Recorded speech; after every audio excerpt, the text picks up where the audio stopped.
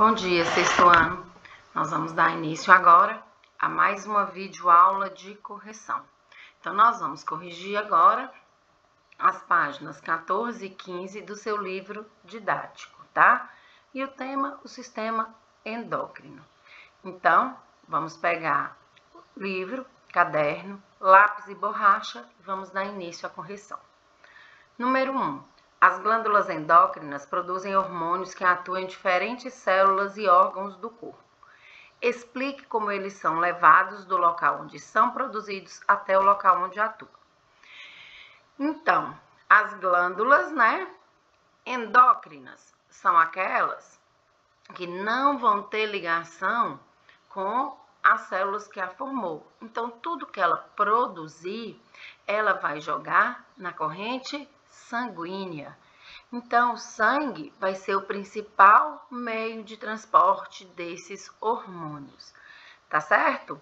Então, glândulas endócrinas produzem hormônios que são jogados no sangue, na corrente sanguínea. E é a corrente sanguínea que faz esse transporte, levando esse hormônio para aonde ele vai ser utilizado, aonde ele é necessário, tá certo? 2. Alguns amigos estavam no cinema assistindo a um filme de suspense e, repentinamente, uma cena fez com que todos se assustassem e pulassem de medo na cadeira.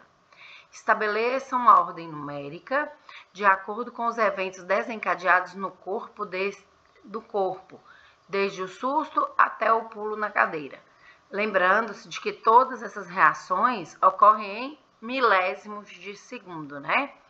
Então, a pessoa está lá assistindo o filme. Então, a primeira sentido dela, os sentidos delas que estão ali prestando atenção é o da visão e da audição. Então, quando ela vê e escuta o que está acontecendo, ela se assusta. Quando ela se assusta, o cérebro envia um sinal lá para as glândulas suprarrenais. Por quê? Porque a glândula suprarrenal produz a adrenalina. E a adrenalina ela é o hormônio que é liberado durante o susto. Por quê? Porque deixa a pessoa com uma maior agilidade. O coração bate mais rápido para que o sangue leve mais oxigênio para as células, para a pessoa ter uma reação mais rápida. Então, número 1 aí é a letra B. Com o susto, o cérebro envia sinais para as glândulas suprarrenais que vão liberar a adrenalina. Quando essa adrenalina é liberada, então a glândula vai liberar essa adrenalina. Quando essa adrenalina é liberada, ela vai para a corrente sanguínea. Quando ela chega no sangue, ela vai se espalhar por todo o corpo, tá certo? E a adrenalina, sendo espalhada por todo o corpo, ela vai chegar ali no coração. Quando ela chega no coração, faz o que eu falei. O coração começa a bater mais rápido. Ela faz com que haja o aumento do batimento do coração. E quando ele bate mais rápido, ele faz o sangue circular no nosso corpo mais rápido. Quando o sangue circula mais rápido, faz com que haja a elevação da pressão arterial. A pressão arterial, ela vai ficar elevada, a pessoa ficar com pressão mais alta. E isso vai atingir também os músculos. Por quê? Porque essa pressão mais alta ajuda a fazer o sangue chegar mais rápido e liberar mais oxigênio. Os músculos vão receber essa quantidade maior de oxigênio através dessa irrigação sanguínea, tá? Quando ele recebe mais oxigênio, ele tem mais energia. E aí o que acontece? Eles ficam mais aptos a fugir do perigo, né? Então é por isso que vai pular na cadeira, é por isso que vai sair correndo, é por isso que tem gente que consegue até escalar um muro para fugir de algum perigo, certo? Então vamos para a questão 3. O controle de cálcio na corrente sanguínea é muito importante para diversas atividades desempenhadas pelo corpo. Por exemplo, as contrações musculares. Então, o fato da gente abrir e fechar o braço, da gente caminhar, está relacionado com essas contrações musculares e o cálcio no nosso sangue, certo? Os hormônios calcitonina e paratormônio estão relacionados à manutenção da quantidade de cálcio no sangue. Sobre o assunto, é correto afirmar que o paratormônio estimula a remoção do cálcio dos ossos para a corrente sanguínea e a calcitonina inibe esse processo, que acaba ocorrendo de forma equilibrada, evitando que os ossos se tornem fracos. Então, são dois hormônios que fazem o papel contrário, né? Então, o paratormônio tira o cálcio que está no osso, joga no sangue. A calcitonina pega o cálcio que está no sangue e devolve para o osso. Cara, se precisa tirar de um para pôr no sangue, e depois precisa tirar do sangue para pôr do osso, para que precisa desses hormônios? Precisa. Por quê? Porque se não tivesse o paratormônio tirando esse cálcio dos ossos, ia haver uma hipercalcemia nesses ossos, né? Esses ossos iam ficar rígidos demais, a gente não precisa. Por isso que fala que eles trabalham em equilíbrio, fazendo a manutenção dessa quantidade de cálcio. No sangue, esse excesso de cálcio também seria prejudicial. Então, o que acontece? Vai tirando do osso, joga no sangue, o organismo utiliza. Aí, quando você se alimenta, volta cálcio para o sangue. Aquele osso vai precisar de mais uma reserva. Tira do sangue e coloca no osso. Então, são hormônios que trabalham de forma contrária para manter um equilíbrio, certo? 4. Observe a ilustração a seguir. Letra A. Escreva nos locais indicados o nome de cada glândula representada na ilustração. Então, a glândula que vai ficar aqui na nossa cabeça, ó, que ela também é chamada de glândula mestra, porque ela vai conseguir comandar todas as outras glândulas. Então, vamos lá. A calcitonina foi produzida, tirou o cálcio lá do osso, jogou na corrente sanguínea. Quando esse cálcio já tem uma quantidade necessária na corrente sanguínea, chega uma mensagem aqui na hipófise e ela manda a calcitonina parar. Ela envia uma mensagem através também de um hormônio. E aí, o paratormônio, que tirou lá o cálcio do osso, né? Jogou na corrente sanguínea, deixa de ser estimulado. Aí vem a calcitonina. Agora, a calcitonina vai, depois que o cálcio foi utilizado, que você se alimentou, a calcitonina vai ser estimulada. Então, o paratormônio para de trabalhar e a calcitonina começa a trabalhar, fazendo o contrário, tirando o cálcio que está lá no sangue e manda para os ossos não ficarem fracos demais. Então, quem controla todos esses hormônios? A hipófise. Tá certo? Quem mandou a mensagem lá para a suprarrenal na hora do susto no cinema? A hipófise. O olho viu, o ouvido escutou, o cérebro entendeu que era um momento de perigo, entre aspas, né? Manda mensagem para a suprarrenal libera adrenalina e o corpo fica apto a fugir do perigo. Então, a hipófise ela é chamada de glândula mestra, porque ela comanda todas as outras glândulas, certo? Logo abaixo da hipófise, aqui na altura do pescoço, tanto no homem quanto da mulher, nós vamos ter duas glândulas, né? A glândula tireoide, que produz principalmente os hormônios T3 e T4, tiroxina 3, tiroxina 4, né?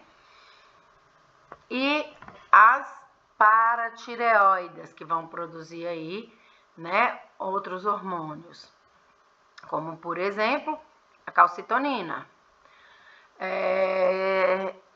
Logo abaixo, nós já falamos dos rins, ó, o feijãozinho aqui, o rim parece um feijãozinho, né, pessoal?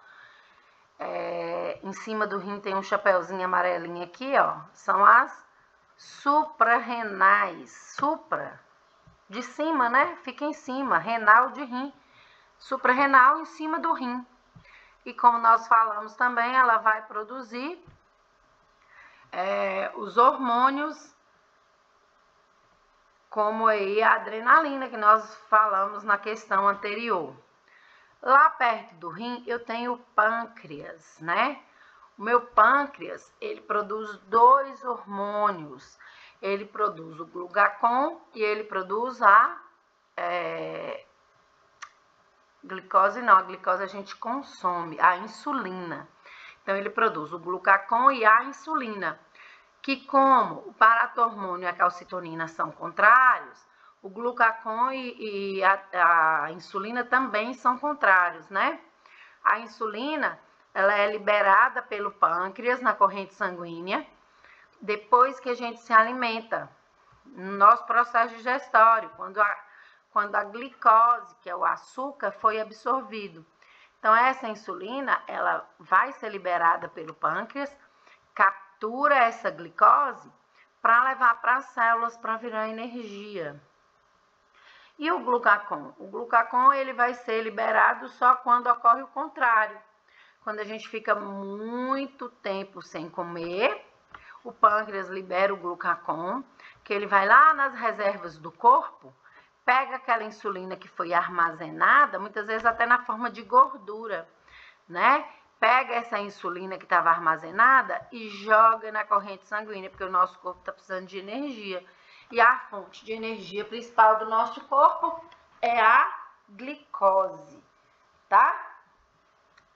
E, por final aí, nós temos as glândulas que produzem, né, os hormônios sexuais. No homem, o testículo, que está em par, né, são 2 testículos, eles produzem o hormônio testosterona, que dá as características masculinas, como voz mais grossa, pelos, uma quantidade maior de pelos espalhada pelo corpo, inclusive no rosto, né? Produz o gameta masculino para que haja reprodução. E na mulher também em par, tá vendo? São 2 setinhas, a mulher também tem suas gônadas em par, né? Que são chamadas de ovários. No ovário da mulher também vai ter produção de hormônio, que da mesma forma que o homem vai dar as características femininas. A mulher vai produzir 2 hormônios, o homem produz 1, a testosterona. A mulher produz 2, que é o estrógeno e a progesterona.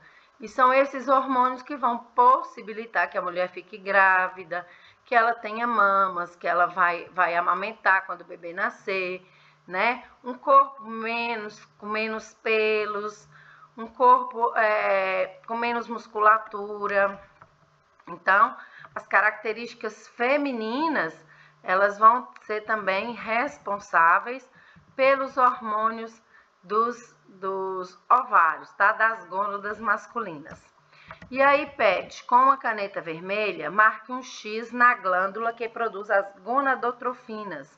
E com a caneta azul, marque um X nas glândulas em que estes hormônios atuam, né?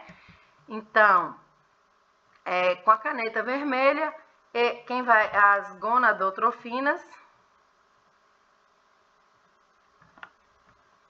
aqui, ó, seria a hipófise, né? Aliás, a hipófise é a glândula mestra. A hipófise, né? E de azul, nós vamos marcar testículos e ovários, tá certo? Testículos e ovários de azul e a hipófise de vermelho. Questão 5. O bócio endêmico afetou boa parte da população brasileira durante muito tempo. Por ser uma doença associada à falta de iodo no organismo, o governo, com o intuito de combatê-la, instituiu uma lei que obriga a adição de iodo ao sal de cozinha. Pesquise qual glândula é afetada por essa doença e quais outros problemas essa mesma glândula pode apresentar. Em seguida, registre abaixo a sua conclusão. Bom, aqui olhando para essas glândulas, a gente sabe que o bócio é conhecido popularmente como papo. Provavelmente vocês não conhecem ninguém que tem essa doença hoje em dia, porque ela não é mais tão comum. Mas ela já foi muito comum há poucas décadas atrás, 30 anos, 40, 50 anos atrás. Então, o bócio era um mau funcionamento da glândula tireoidea, tá? Então, a glândula tireoide, ela não produzia direito os seus hormônios e criava como se fosse uma bolsa embaixo do pescoço, embaixo do queixo da pessoa. Então, a doença, pela falta do bom funcionamento da tireoide, a gente tem duas, tá? O hipotireoidismo ou hipertireoidismo. O hipertireoidismo, hipo, significa pouco. Então, a tireoide está trabalhando pouco, produzindo poucos hormônios. E o hipertireoidismo, hiper, muito, significa que ela está trabalhando excessivamente, produzindo muitos hormônios. Tá certo? Por que isso acontece, professora? Isso acontece, pode ser, por exemplo, de origem genética. A pessoa já nasce com aquela predisposição para aquela doença. E aí, como não faz um tratamento, não faz uma prevenção, a doença aparece, tá? Outra coisa pode ser uma reação do próprio organismo. São chamadas de doenças autoimunes. Quando uma pessoa, o próprio corpo não reconhece aquela glândula como sendo dele, e aí ele começa meio que atacar aquela glândula, tá? E quando a pessoa pode ter um tumor nessa glândula. Mas às vezes, só pelo fato dela ter o hipotireoidismo ou hipertireoidismo, não significa, né, que